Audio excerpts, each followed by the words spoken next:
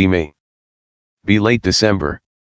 Out getting some late season hunting in with my pops on a friend's 30-acre property. I decide to head to the southwestern edge of the property to get up in a tree stand. Dad's going north.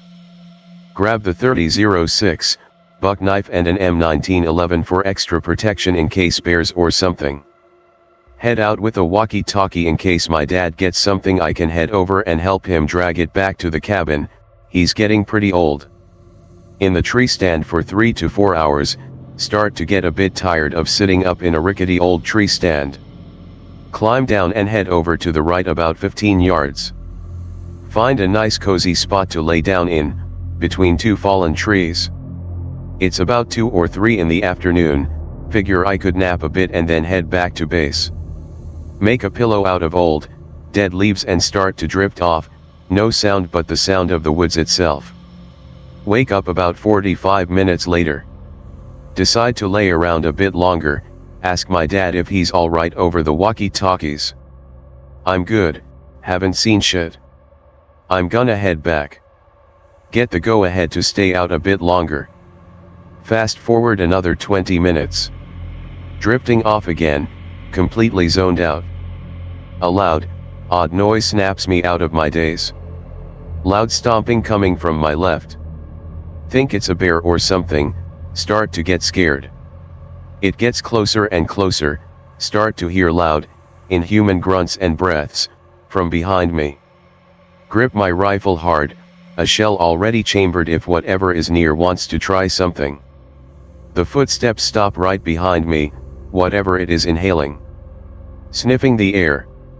Entire body shaking with fear. Tactically shitting myself. Whatever it is goes silence for a second. Start stomping off again, in the direction of the cabin. Wait about 5 or 6 minutes until it's out of range, launch myself to my feet.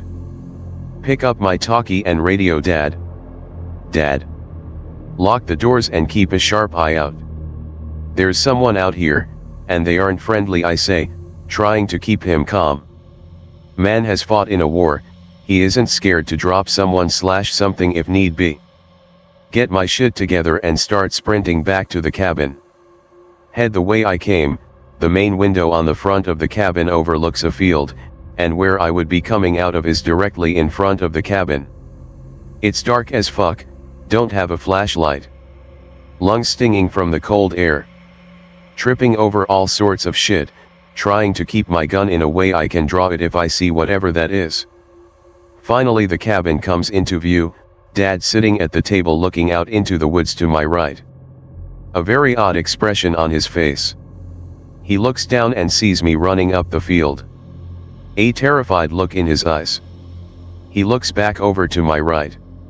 His eyes grow larger and he launches himself up, his chair falls behind him. Looks back down at me, I'm only a couple feet from the front door of the cabin. He meets me at the door and lets me in. What the fuck, he erupts, the expression on his face is unlike anything I've ever seen. Ask him what happened. Says he saw me coming up to the cabin to the right, and then he saw me coming up from the way I actually went, and when he looked back to the right, whatever it was to the right was gone. We both start flipping our shit, loading every weapon we brought with us, trying to get a signal to call the cops or my mom or whatever we can get. Dad starts spotlighting the field and into the wood line. Nothing. I'm going through the cabin locking every window. Our cabin is just a construction trailer with a small room built onto the front of it, nothing too special in case anyone was curious, and it overlooks a pretty big field, leads down into a small path that I was sprinting up. Get to the last window, the one without blinds, that I could see out of. See a silhouette of something sprint by outside, same stomping noise as before, just faster. Yell for Dad to be on the lookout, it's going around. Hear the cock of a shotgun as I lock the window and sprint back to the front room. He's tracking something with the barrel, very slow. Shine the spotlight out there. He's watching us. Dad still thinks it's a person. What we were dealing with here was not a person. Spotlight out the window, hands quivering. Barely see the outline of a shadow.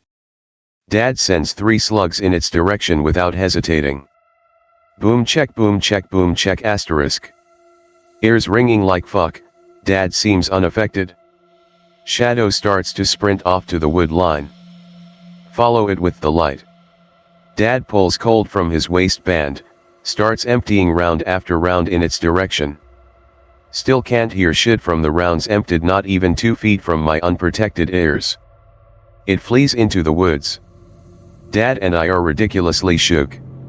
Report. We spend the night locked into a small bedroom with a few guns and the window blocked. I sleep on the floor, Dad in the single-sized bed. Neither of us sleep, just heavy breathing and tossing and turning for hours. Finally drift off at around 4 or 5 a.m. Wake up at 6 or 7, crack of dawn. Dad standing in the front room, scanning the wood line again. I called Anon, property owner.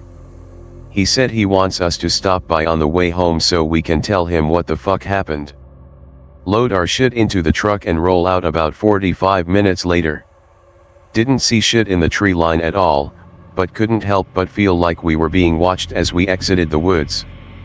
We went to the property owner's house and he was dumbfounded, but did not necessarily know whether or not to believe us.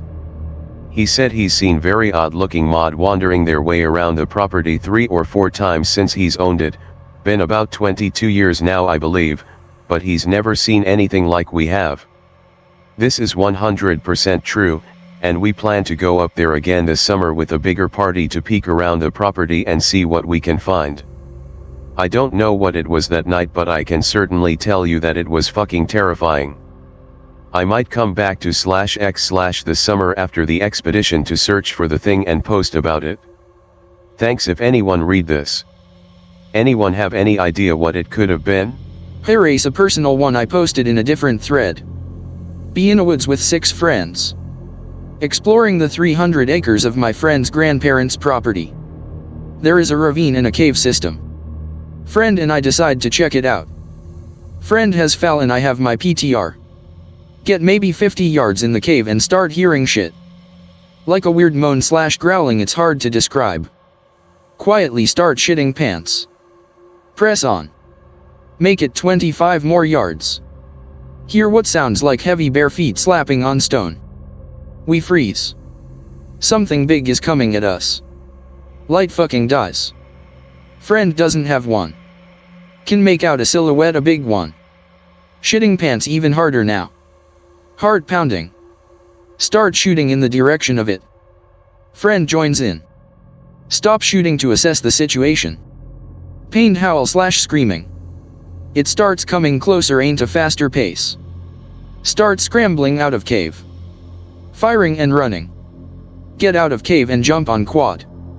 Nope, all the way back to camp. Tell everyone else, no one believed us. That night we had a loud screaming howl. Finally believe us. Everyone on high alert all night, sleep in shifts. Friend wakes everyone up, said he heard something in the trees. Something big. Everyone up the rest of the night. Howling screams throughout the night. Sometimes maybe 20 yards from camp.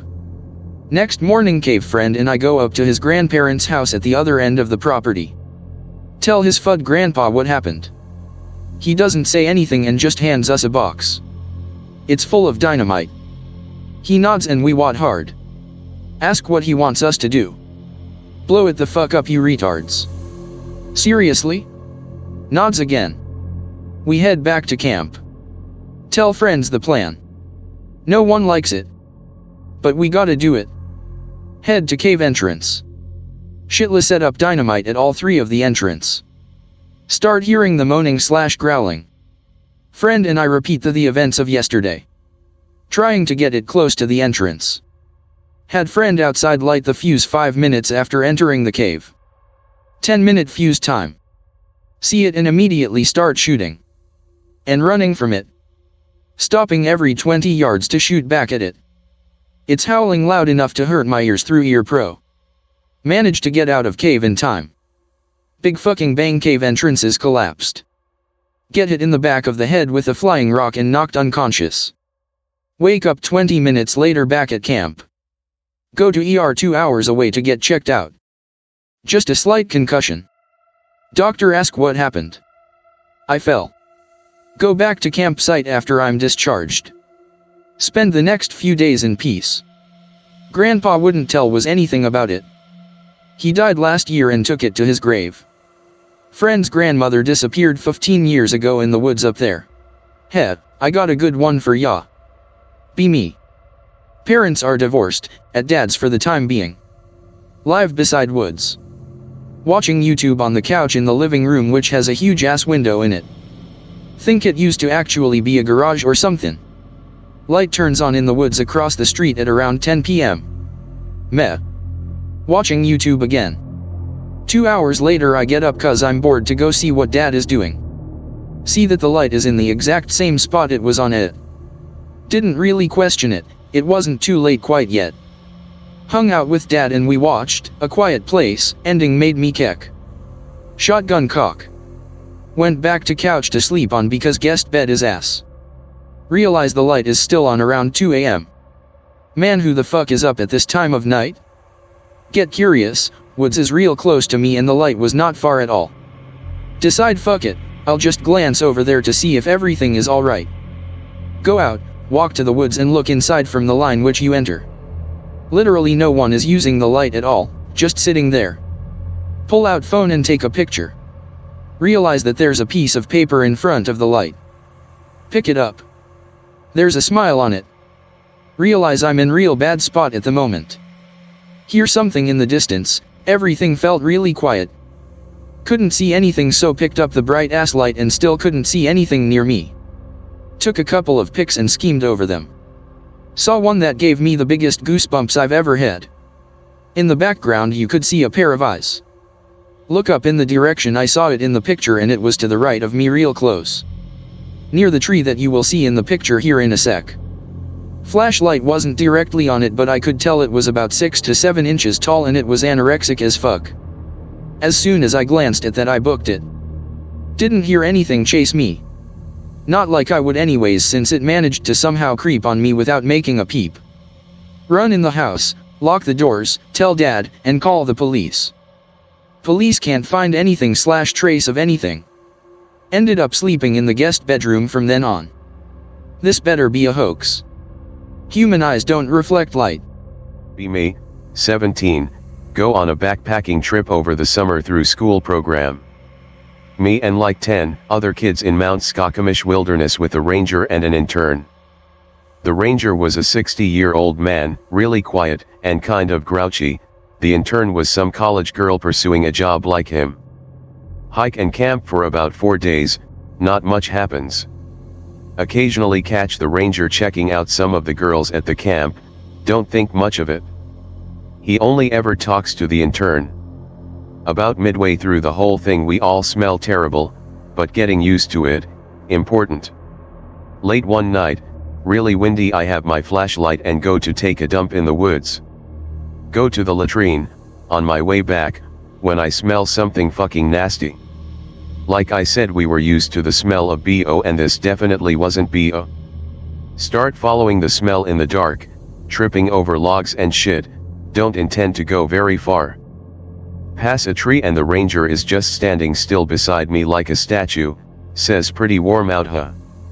Just sort of stand there, he goes walking back to the campsite and says the latrine is the other direction. The smell is still fucking awful so I pretend to walk to the latrine but once he's gone I go back and follow the smell. It gets really bad, it smells like really sour shit and vomit. Follow it, gagging, until I come across a little clear patch of ground. The intern is totally naked, sitting in a pile of her own shit, vomit, and blood crying, totally smeared in all of it. A few bloody, shitty sticks right beside her. She's just crying with her legs spread and sort of shaking. I ask if she's okay, she says yes. Ask if I can help, she says no. Walk back to camp fucking terrified and guilty. The ranger is in his tent I guess because I can't find him around camp. Go into my tent and turn out flashlight. Lie there for a while, can't sleep. Hear big footsteps walking away from right near my tent. I was near some trees, so I guess he was standing outside of my tent for a while. Don't sleep at all. The next day, eventually find her filtering water, ask if she's okay. She says she doesn't know what I'm talking about and to go help the others make dinner. The rest of the trip I literally cannot get within 10 feet of her, she's just always not near me. She and the old ranger dude are really talkative.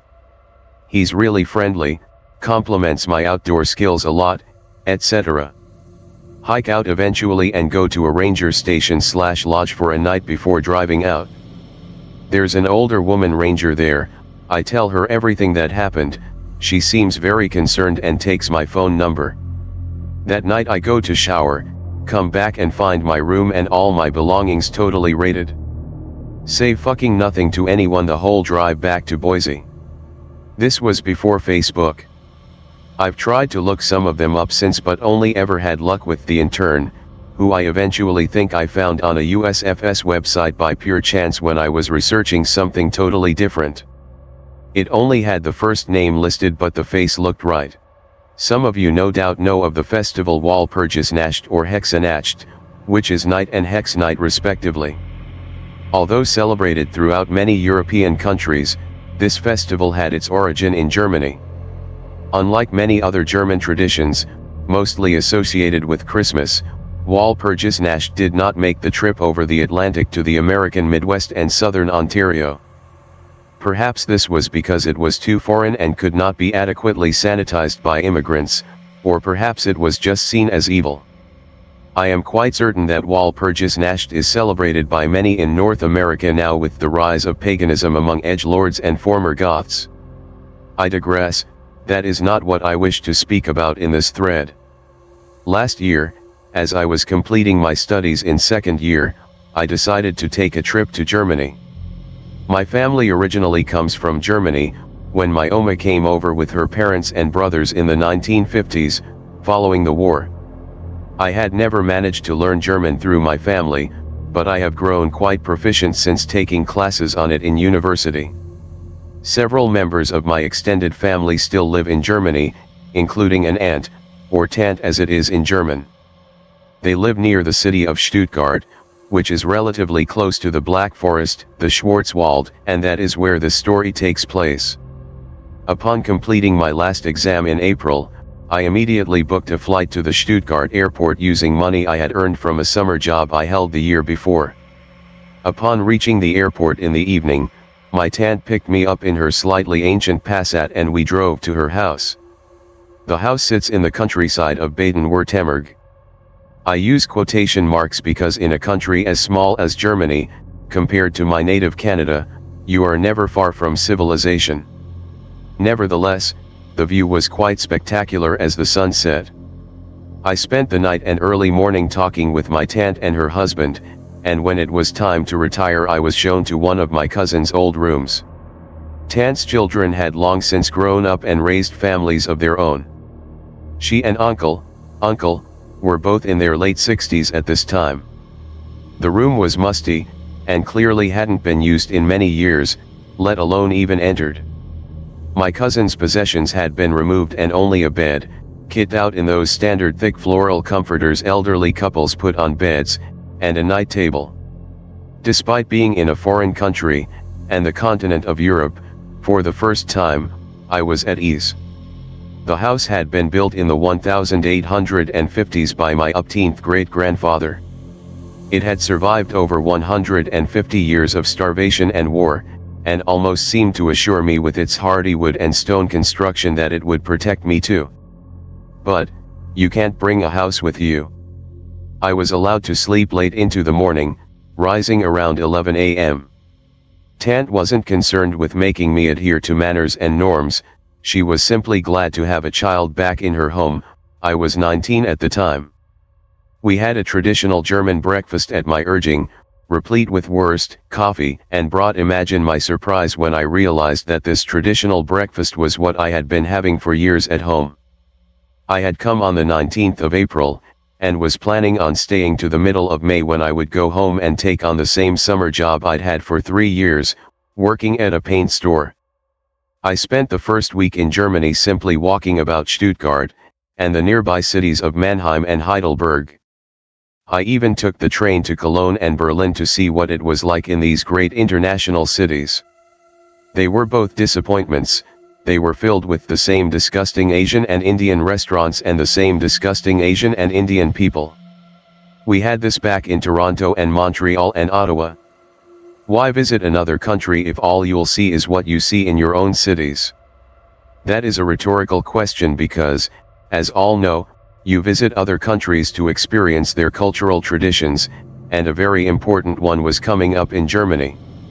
The day of April 29th, my tante asked me if I would go to the city and celebrate Walpurgisnacht. I had no idea what this was, and so asked her about it. It's an old festival, only lasting one of the nights, unlike Carnival, which is a week. In medieval times it was when the witches would come together and perform rituals. Nowadays it is just an excuse to drink and for the leftists to cause trouble. I had yet to find a good excuse to drink in Germany, although it was a daily institution. I resolved to take part in Walpurgisnacht and perhaps acquire some blonde pussy. So it was the night of April 30th and the morning of May 1st last year that I brushed fates with the evil forces working their machinations under our noses. At around 10 p.m. on April 30th I went to Stuttgart and out onto the street. It was full of people dressed up as monsters and devils and witches, and there was also a fair amount of rioters dressed in all black.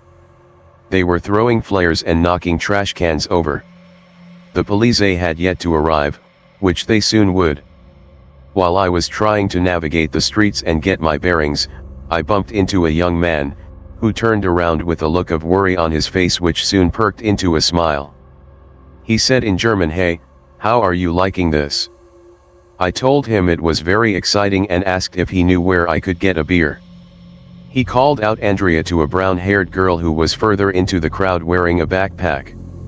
She hustled over and the man told her to give me a beer.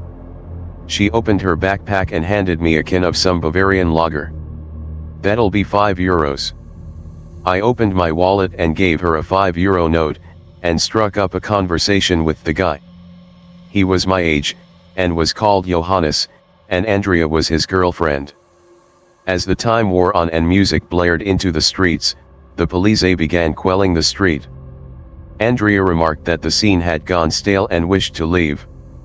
I asked Johannes if I could tag along and he let me. We got into his BMW and started driving away from Stuttgart into the night. I didn't care where we were going as I was getting extremely drunk.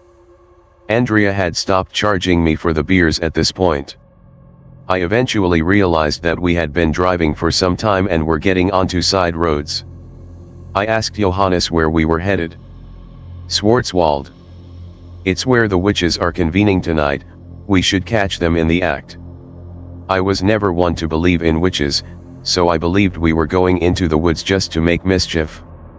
What did unnerve me, however, was that the Black Forest is infamous for just that, being black. The trees are so thick that the sun can barely get through in most places. At night it would be impossible to see assuredly. I told Johannes and Andrea about my concerns and they simply laughed them off. "We can use our phones for light." Right, as if that ever works in the movies. To be clear, I was not afraid of what was in the forest, but the forest itself. I did not want to trip on the mountainous terrain and hurt myself in the pitch-black darkness. Despite knowing all about the fairy tales inspired by the Black Forest, I was sure that nothing went on in there besides littering and sex. The BMW drove down the side roads and the countryside gradually fell away to an increasingly foreboding tree line, and soon enough we were on the dirt road into the forest. Andrea turned off the music and we listened to branches smack the car as we drove deeper in. We continued along for around 20 more minutes before coming to a stop, with Johannes ushering us out. "Now, the fun begins. Let's catch some witches." We turned on our phone flashlights and stepped off the dirt path on foot, clambering over rocks and mounds. The three of us had no particular destination, we just roamed aimlessly into the interior of the Schwarzwald, stumbling around as drunken fools. I was on my fourth beer by this time, and in a moment of clarity, began to wonder why I proceeded to leave the relative safety of Stuttgart and accompany two absolute strangers who were supplying me with alcohol into a dark forest. Truly, this was something I should have thought of an hour beforehand. Andrea, more beer. This is your last one, Johannes, there are two left for me and Anonymous. We got bored with simply walking about and listening to each other slurp beer, so we started making jokes and talking about ourselves. They both laughed when they said I was from Canada. Why come to Germany then? This place is shit, my friend, I would like to go to Canada. Switch lives. We began making quite a lot of noise and started howling into the trees, perhaps beckoning some animal to come and entertain us. The time seemed to drag on. I checked my phone and only 30 minutes had passed since we started walking. Johannes was getting a bit angry that we hadn't found another living soul in the Black Forest at midnight, though I wonder why he expected anything else. What a load of fucking crap, there is nothing here, this beer sucks and now I have none left. He crumpled his can and made a running throw. It landed a few feet in front of him, and he tripped over himself onto the slope of a high mound. He swore to himself under Andrea shushed him. Listen. I strained my ears. What I heard was unmistakable, chanting. I checked my phone to make sure no audio was playing, Johannes and Andrea did the same. The three of us looked at each other wide-eyed, and turned off our lights. When we did this, we noticed an orange aura emanating from behind the mound Johannes slipped on.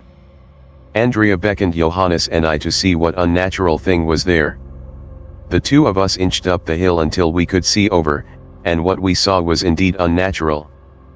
5 women, dressed in rags, were hopping and bounding around a bonfire set in a clearing of trees, waving their arms like lunatics and shouting in unison.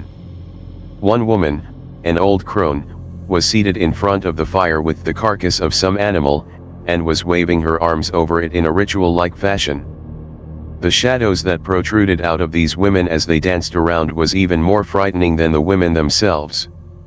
Johannes and I slid down the hill after a few seconds of staring. Holy fuck Jesus Christ, Andrea, Johannes whisper shouted to her. What? Witches? I didn't want to admit what I was thinking, but Johannes said it for me. We finally found them. Fuck yes. I'm going to go piss on these cunts' fire. I was dumbfounded that Johannes believed these women were just modern paganists that were celebrating their version of Christmas, even more so that he wanted to screw with them. Andrea had to take a look for herself and climb to the top of the hill. After a few seconds of observing, she slid down. Let's do it. I didn't know what to do or say, as I had never interrupted a fucking ritual in the deep forest at midnight before. Maybe this was another German tradition? I joked to myself.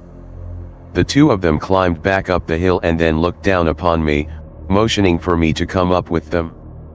Once I had done so, reluctantly, the two of them slid down on their rear ends yelling out. I only watched from the top of the hill. Aha! We caught you bitches.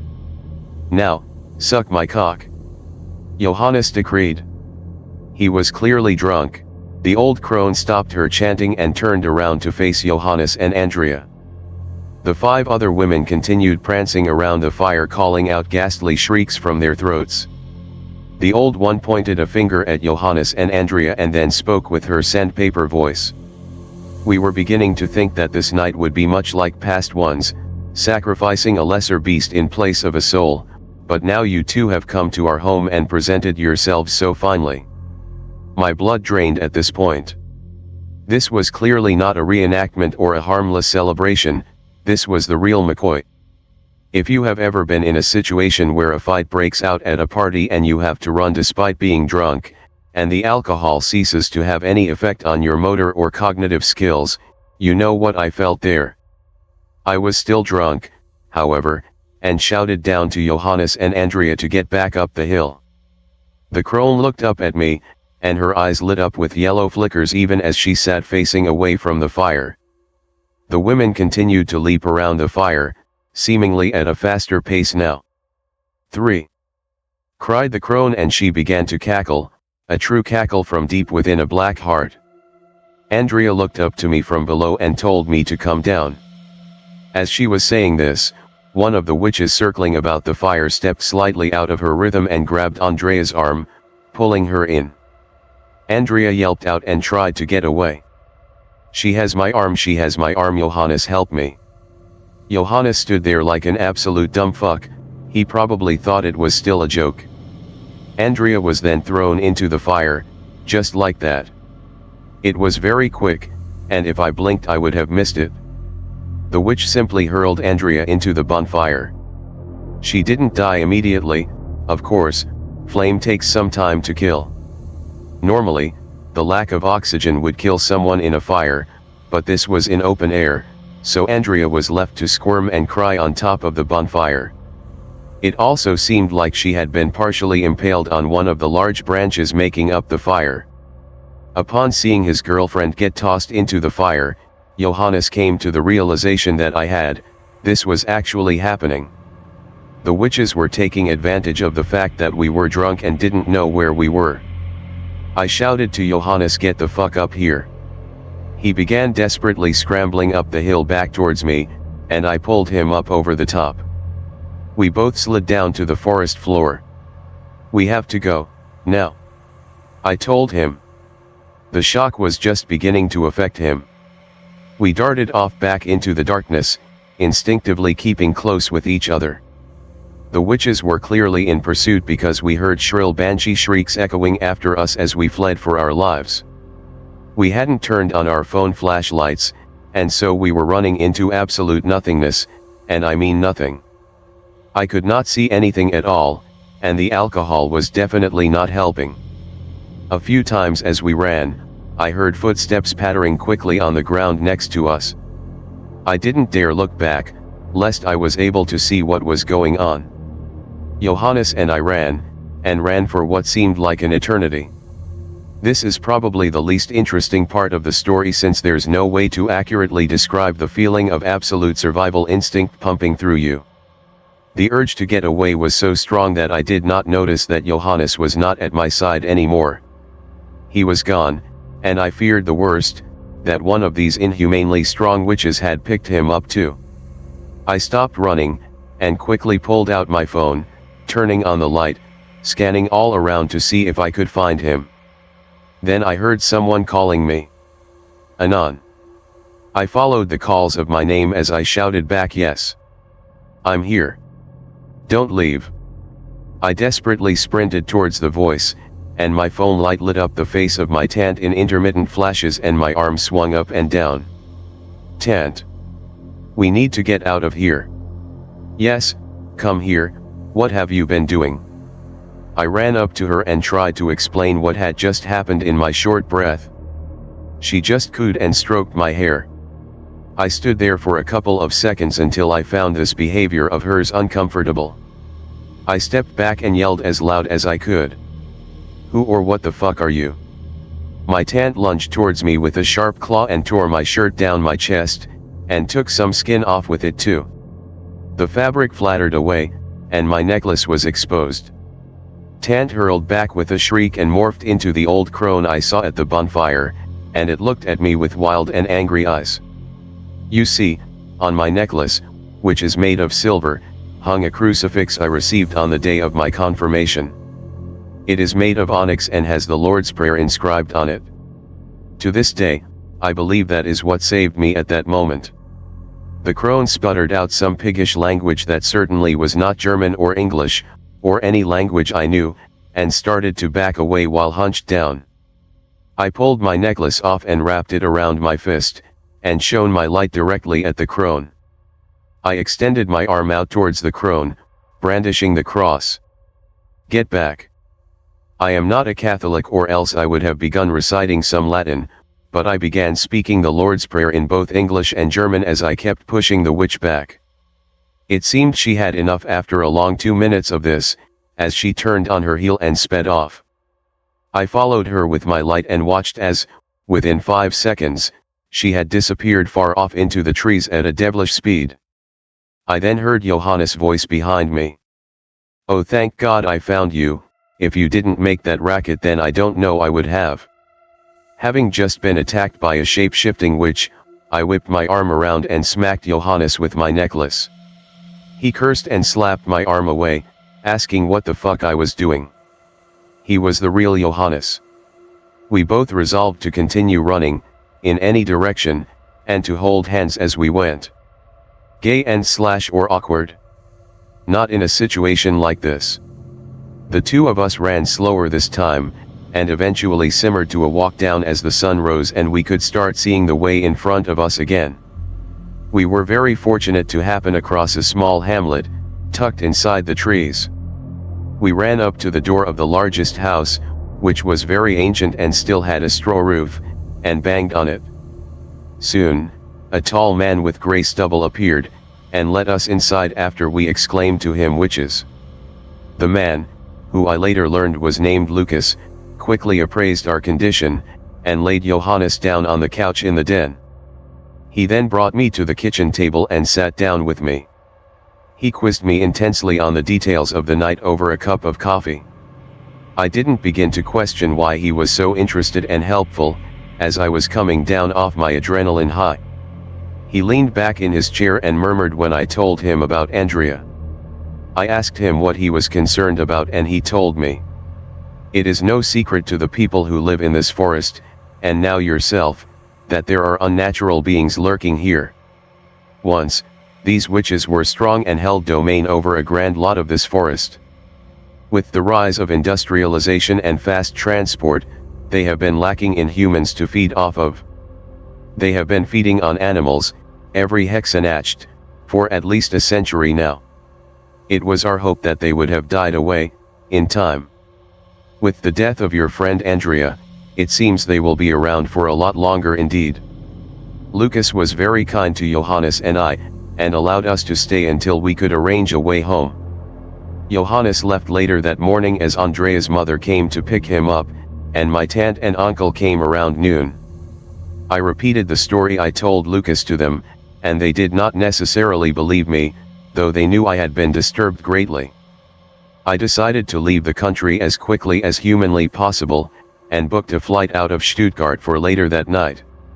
It was a long plane ride home, but the feeling of being back in my own home was more than worth it. Let this be a cautionary tale to anyone who believes that fairy tales, or European folklore in general, is unfounded. I, and Johannes, are living examples of people who were brushed with these demons, deep inside the foreboding Schwarzwald. I don't think I've shared this story before, but I haven't been on /x/ in over 2 years so I can't remember. 2002. On a trip with high school friends to go camping Friday night in Bumfuck, Ohio. I'd just moved into the school at the start of the year, so I'm not super close to anyone yet but I get along well with everybody. 8 of us, 2 girls and 6 guys. One of the girls and one of the guys have been dating since they were about 5 years old. The other girl is only there to keep an eye on her friend for the mom that is super protective / worried about sex, put up tents, cook fire, eat dinner, and then start on s'mores. It gets a little awkward when the second most socially challenged guy I've met tries to hit on the other girl and she tries not to rebuff him too hard, but he doesn't get the hint that she isn't interested in him. Nothing too exciting happens and we go to bed around midnight, 3 guys per tent and the girls have their own. Wake up around 3 a.m. with a massive urge to pee. Notice one of the other guys is gone. Get up, pee near trees. Look around, don't see the other guy, figure he went for a shit even though I'm pretty sure we forgot toilet paper. Go back to tent, can't fall asleep because I'm wondering where the other guy is. Check watch, it has been almost 30 minutes since I woke up. At this point I'm seriously worried. Wake up the third guy in our tent, he takes a while to wake up but agrees to help look for him. We check the other guy's tent but he isn't there, all 3, including socially awkward one, are still asleep. We're fully dressed, have 2 flashlights, and go back to the cars, check the camp bathrooms, he's nowhere to be seen. Finally decide we better check the girl's tent. Open it up real quick, only girls there, close it.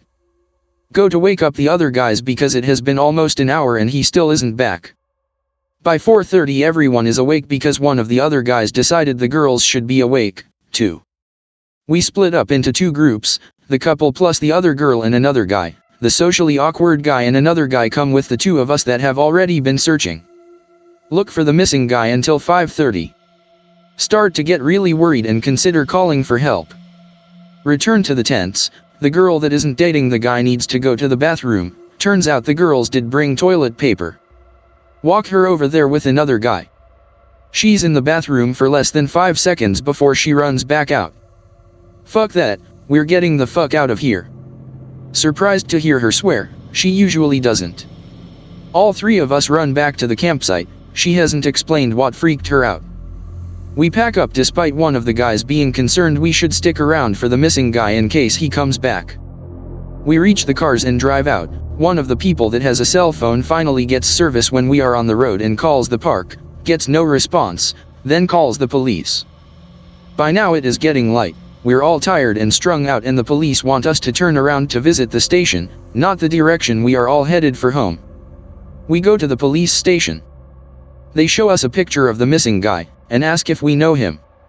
Turns out he showed up at a gas station around 5, bleeding and extremely dehydrated. He's at a hospital and had no ID on him, so no one knew who he was. We give the police his parents' contact information and they get our names in case they need to contact us in the future. We get back on the road. I get home later than most people because I'm the last to get dropped off. Tell parents about what happened, eat, then go to sleep. Hear nothing about it the rest of the weekend. Never been more ready to go to school than that Monday. Talk to other people from the trip throughout the morning. No one knows anything. Missing guy is absent. Talk to the girl who went into the bathroom during lunch. She tells me that when she went in, she saw a tall backpack, like one that goes up over your head, a bloody knife on the sink, and could hear someone taking a shit, who sounded like a man. There was also a little blood or dirt on the floor, and the skin of something like a squirrel near the trash can. She didn't tell the police and hasn't told anyone else. Tell her she should tell the police, but she doesn't want to talk to anyone about it, hasn't even told her parents. Missing guy comes back to school on Friday. We all of course ask him what happened. Says he was chased by a guy through the woods after he got up to take a piss, and he got stabbed. Shows us the stitches. Claims he punched the guy in the face and fought him off. MFW, I could have been the one getting chased through the woods in the middle of a night by a crazy guy if I had been the first one who had to piss. I never went camping again. I live in the middle of the woods near Birmingham, Alabama, and I go hunting deep in the woods near Columbia, Mississippi. I don't have much about Alabama, but I'll post a few things about what we call our hunting club in Mississippi that I posted in a previous thread. Be me, because of course I fucking am. First time out at the hunting club, not the first time I've been hunting. The hunting club is a fucking huge spot of land that used to be an old logging site until they suddenly stopped and wanted to sell. My friend B buys it immediately. B has no clue why they stopped or why they were so eager to sell it after about 5 years of business. Fuck it, it's cheap land, B says. B is fucking loaded, by the way, which is why he was so happy to buy the land but didn't care about dropping that much cash at once. Anyway, excited to hunt. Haven't had deer in about a year. Grab my gear the moment we arrive and B takes me to a stand he's seen a lot of deer in. Ah yeah, cold weather and a nice book to read. See a few doe but don't shoot, I've got the whole weekend to bag a buck. Right before sundown, maybe a half hour or so, hear a howl. Not a wolf's howl, or a bobcat, or anything I've heard before. And whatever it was sounded fucking pissed. Okay, a little spooked, but maybe it's a bear, I keep telling myself. Wasn't even sure if bears howled, but I was willing to believe anything to rationalize it. Then I start hearing it call my name. Not my full name, mind you, my nickname that everyone calls me. Don't recognize the voice, it's deep and gravelly and is having issues saying it, like what I imagine a Swedish or Russian would sound like trying to say my nickname. Alright, now that's fucking spooky. Scan the area, don't see anything, don't smell anything. Climb out of tree stand, pull 1911 and keep my thumb on the safety the whole walk back to my cart. Drive back to headquarters. Back at HQ, another friend a middle-aged guy with a son about my age, has been to the club several times already, and shows up while we're eating. We're all shooting the breeze around the fire. T just offhandedly mentions how creepy it can be out at the club. Before I can say anything about what I heard, he starts talking about something that happened a few weeks ago. Said that while he was in his shooting house he heard his son screaming for help, like he had fallen out of his tree stand. The problem was that the screaming came from the wrong direction. Texts his son asking if he's okay, thank fuck we can just barely get a signal. Son texts back that he's back at headquarters cutting up a hog he got. T realizes that whatever shouted for help was not his son, and that nobody else was on the property at the time. T shits bricks and rushes back to headquarters. I tell them what I heard and everyone gets silent. B doesn't let me go back to that stand, still hasn't to this day. Separate occasion. One night I waited a little too long to get out of the stand. Dark by now, relying on my shit sense of direction and my itty bitty headlight. Where the fuck did I park the cart? Ain't no way I'm walking back. By this point I have gone in the opposite direction of the cart, but I didn't know that at the time. Just following a small trail, thinking it was right. Everything looks the fucking same at night. Find a small wooden cabin while I'm walking. Broken windows, roof caving in, all the usual spooky shit. Okay, well this place was a logging site, maybe this was like a rest area or something. Oh, but wait. The door's been ripped off of its hinges and is lying in the dirt. Splatters of dark shit on the door frame. And what looked like a damn deer leg that had been ripped off of its owner balanced in the broken window. Well fuck me running. Heart is racing, hands are sweaty. Turn 360 degrees and moonwalk out of there. Just kidding, I ran the fuck away. Just kidding, I don't want to die, I power walk back so I don't piss off whatever is out here and incite a chase. Finally find the fucking cart. Get back to camp. Ask B about the cabin, try to give him a good idea of where it is. B squints and says nothing. Well, alright then. Later that year, go back to that stand. Out of curiosity leave my stand an hour before sunset and go looking for that cabin like a dumbass. Well, I found it. Whole thing's caved in. Ask B about it later. He says it was in the way, needed to get rid of it. This one is super short. Sleeping in our little hunting trailer on the third night we're up there. Nice and cozy, 4:30 a.m. comes early so we're asleep at 9 p.m. Suddenly wake up to a loud bang and feel the trailer being rocked from the north side of the trailer, the side facing the woods. Wake the fuck up, grab 1911 and a flashlight and rush out with B and Dad in tow. Nothing there.